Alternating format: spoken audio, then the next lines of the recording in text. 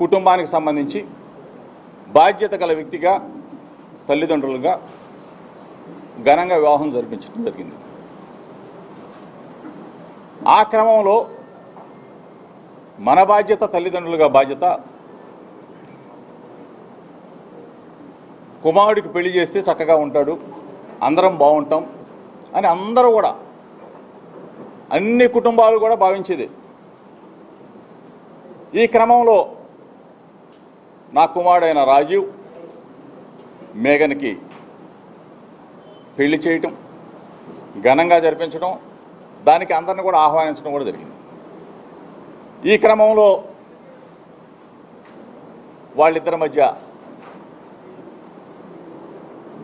వ్యక్తిగత విభేదాలు అవ్వచ్చు, పొరపక్షాలు అవ్వచ్చు, లేకపోతే చిన్న చిన్న భేదాభిప్రాయాలు అవ్వచ్చు.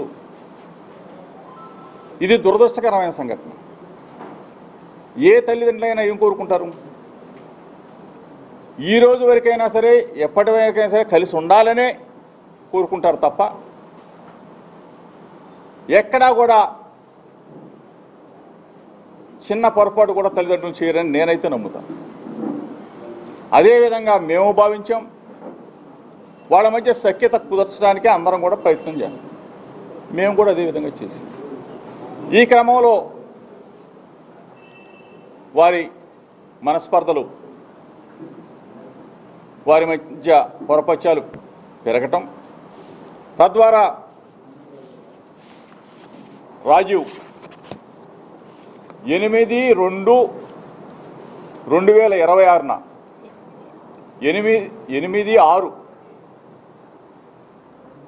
8/6వ తారీఖు 6వ నెల 2026న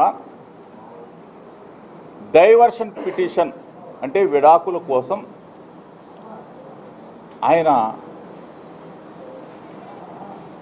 8/6వ నెల, దయచేసి మీడియా మిత్రులు దీన్ని గమనించమని చెప్పేసి, రాష్ట్ర ప్రజలకి అందరూ కూడా తెలియజెప్పమని చెప్పేసి మాత్రం భావిస్తాం, కోరుతాం. 6వ నెల 8వ తారీఖున డైవర్షన్ పిటిషన్ రాజీవ్ ఫైల్ చేయడం జరిగింది. దీనికి సంబంధించి ఇది ఈ దరిమిల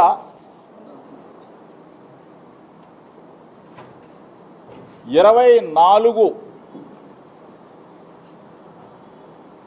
24వ తారీఖు 7వ నెల 2026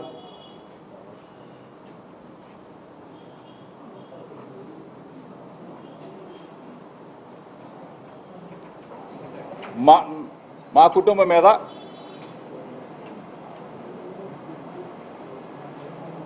మేఘన కంప్లైంట్ ఇవ్వడం జరిగింది.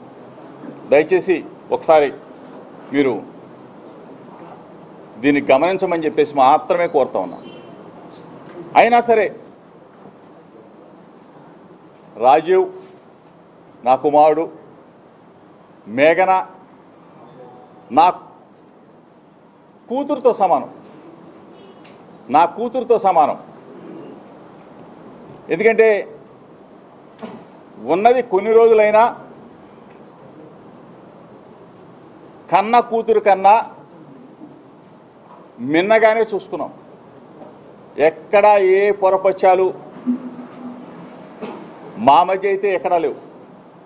రాజీవ్ మేఘన మధ్య ఉన్న విభేదాలు అవ్వచ్చు, పొరపక్షాలు అవ్వచ్చు, మాట తేడా అవ్వచ్చు, వాళ్ళ మధ్య ఉంటే ఉండవచ్చు. మేము మా కుటుంబం చక్కగా గౌరవించడం, చక్కగా సొంత కూతురులాగా నేను కానీ నా భార్య చూసుకున్నాం. ఈ పరిస్థితుల్లో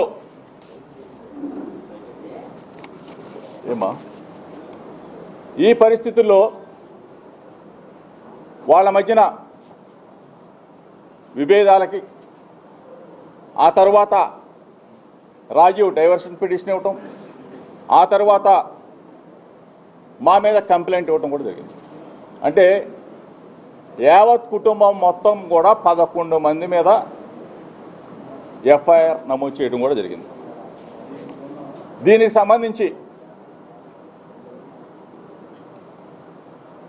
పచ్చని కుటుంబం, మంచి కుటుంబం, ఒక పొరపచ్చం. ఈ క్రమంలో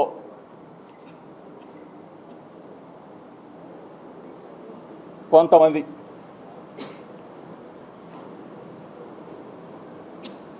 ఆ కంప్లైంట్ దరిమేలా ఈరోజు నెల రోజులు అవుతా ఉంది. యాంటిసిపేట్ బెయిల్ తీసుకున్నాం. కొన్ని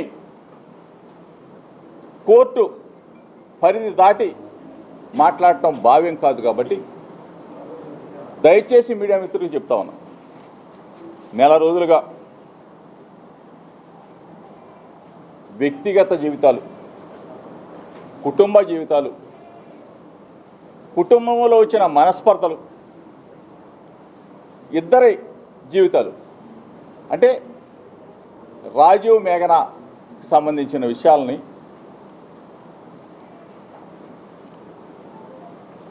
ఎంత అడ్డగోలుగా, మనసుని క్షోభ కలిగించే విధంగా, మానసికంగా చంపేసే విధంగా